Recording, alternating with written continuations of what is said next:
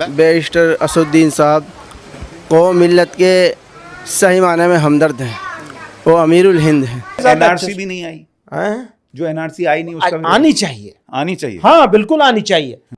तो उलमाए सू हैं आप लोग। तीसरी बात, इमाम की बात कर रहे, इमाम आजम अबू हनीफा बनो, इमाम मालिक बनो, इमाम हुसैन की तरह शहादत का अजीम मर्तबा हासिल करो, कुर्बानी दो।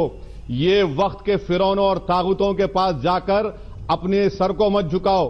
पत्रकारों को टाइम थोड़ी मिलेगा, दलाल किसको टाइम देगा? दलालों को, क्योंकि दलालों को दलाल ही बुलाते हैं और दलाल ही एक दूसरे की सुनते हैं। सदर जमीयतुल उलमा मौलाना महमूद मदनी साहब के बयान के बाद सोशल मीडिया पर खूब हंगामा हो रहा है। सब लोग मौलाना महमूद मदनी पर गुस्सा हो रहे हैं कि एक ऐसे वक्त जब मुल्क के हालात बहुत नाजुक हैं, मौलाना को इस तरह का बयान नहीं देना था। मौलाना मदनी के बयान के बाद मौलाना सज्जाद नोमानी साहब, दारुल उलूम देवबंद के नाजिम मौलाना अबुल कासिम नोमानी साहब, मुफ्ती इस्माइल कासमी साहब और दूसरे उलमा ने मौलाना महमूद मदनी साहब के खिलाफ बयान दिया है। उलमा ने कहा कि मौलाना महमूद मदनी ने जो हरकत की है या कर रहे हैं वो मुनासिब नहीं है। मौलाना महमूद मदनी ही की नादानियों की वजह से जमीयत उलमा दो हिस्सों में तकसीम हुई है। मौलाना महमूद मदनी के बयान की मुखालिफत करते हुए उन्हीं के नजीबाबाद ज़िला बिजनौर के जमीयतुल उलमा के सदर मौलाना असजद रहमानी कासमी साहब ने अपने ओहदे से इस्तीफ़ा दे दिया है। अपने इस्तीफ़ानामे में मौलाना ने लिखा कि मौलाना महमूद मदनी साहब के इस इंटरव्यू से मुल्क के लाखों करोड़ों मुसलमानों का दिल टूटा है। आपके एक इंटरव्यू ने मुल्क के मुसलमानों को बेचैन कर दिया है, जिसमें आपने बैरिस्टर असदुद्दीन ओवैसी के मुतालिक जो बातें कही हैं, अव्वलन तो मैं आपकी इन बातों को डिसएग्री करता हूं। आपने ओवैसी की सभा में शरीक होने वालों को पागल कहा है। इस इंटरव्यू में आपने एनआरसी के बारे में जो कहा कि एनआरसी होना चाहिए, इससे भी मुल्क का मुसलमान किसी भी जाविये से एनआरसी को कबूल नहीं करता। वहीं मौलाना महमूद मदनी के बयान पर एडवोकेट महमूद प्राचा ने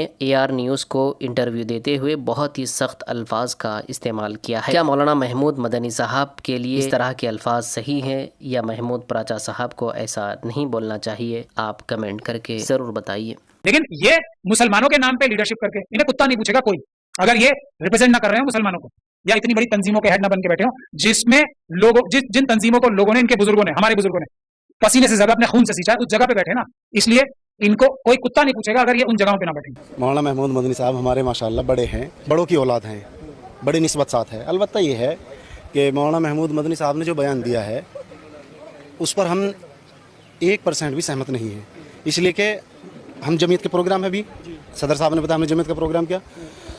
महमूद मदनी साहब की वजह से जमीयत दो हुई और महमूद मदनी साहब जमीयत से आज रिज़ाइन दें, सदर से आज इस्तीफ़ा दें, महमूद मदनी साहब फिर पार्लियामेंट का, विधानसभा का चुनाव लड़ें, उससे महसूस हो जाएगा ओवैसी साहब में और महमूद मदनी में क्या फ़र्क है। दूसरी चीज़ यह है, मतलब जो है बैरिस्टर असदुद्दीन ओवैसी साहब ने जिस दिन से चुनाव लड़ना शुरू किया है उस दिन से आज तक एक मरतबा नहीं हारे, और मौलाना महमूद मदनी ने एक मरतबा चुनाव लड़ा था। मैं शायद कम पढ़ा लिखा हूँ, बता दें 2 मरतबा चुनाव लड़ा है। उनसे मालूम कीजिएगा दानिशमंद लोगों से, वो आपको कितना वोट मिला था। दूसरी बात यह है कि हम तो अपने दिल से जमीयत उलमा हिंद का सदर मौलाना अरशद मदनी साहब को मानते हैं और मौलाना अरशद मदनी ही असल जमीयत के सदर हैं, वही इस लायक हैं। तो बहरहाल मौलाना महमूद मदनी साहब का जो बयान है वो एक बयान तो है, देते नहीं, उनका तो आए दिन का बयान है। CNRC का उन्होंने कहा हम हुकूमत के साथ हैं, अब बताओ इस पर इत्तेफाक कैसे करें। मौलाना महमूद मदनी साहब का वीडियो देखा, बात अगर सिर्फ असद साहब तक, इमाम तक होती तो ठीक, कोई मसला नहीं, क्योंकि पिछले मरतबा भी उनका जो रुख है वो उन्होंने साफ किया था। हालांकि बहुत ऑब्जेक्शनेबल चीज़ें थी जो असद साहब और मजलिस के बारे में मौलाना ने कहा, लेकिन बात यहाँ तक नहीं है। अगर आप पूरा देखेंगे तो ऐसा लगता है कि ये पूरा वीडियो एक तो प्लान है जो मौजूदा हुकूमत को या मोदी को सपोर्ट करने के लिए है, या फिर ऐसा है कि मौलाना को करंट अफेयर्स पे उनकी ना नज़र है ना नॉलेज है। क्योंकि जिस तरीके से उन्होंने प्रशांत सिन्हा को इंटरव्यू दिया, वो एक तो खुद एंकर जो है वो क्रिमिनल है, दूसरा आप देखें कि कई सवालात के जवाब हमारे आम लोग या हमारे आम स्टूडेंट, आम बच्चे देंगे, वहां पे मौलाना ने हर चीज को इस तरह से कबूल किया, हाँ ठीक है ठीक है ठीक है। तो ये अजीब सा लग रहा था। मुझे इस बात के लिए भी हैरत है कि मौलाना को 500 दुनिया के जो 500 इन्फ्लुएंशियल पर्सन है उसमें 16वें नंबर पर बिठाया किसने। एक चीज समझिए आप, मौलाना ने कहा कि अगर नुपुर शर्मा को सजा हो ली है तो उन लोगों के खिलाफ भी एक्शन होना चाहिए जिन्होंने शिवलिंग के बारे में बोला है। मौलाना शिवलिंग जो है वो ज्ञानव्यापी मस्जिद का जो मामला है उसमें यह है कि दूसरा पक्ष ये कहता है कि वो शिवलिंग है और मुसलमान ये कहते हैं कि वो वुजू खाने का फव्वारा है। तो जैसे ही आप ये कहते हो कि वो शिवलिंग के खिलाफ, शिवलिंग की जिसने मजाक किया उसके खिलाफ भी एक्शन होना चाहिए, आप वहां पर ये मान रहे हैं कि वो शिवलिंग का जो मतलब ज्ञान व्यापी में जो फव्वारा है वजू खाने में लगा हुआ वो शिवलिंग है। तो आपको चाहिए कि ऐसे हसास मामले में एहतियात के साथ बात करें।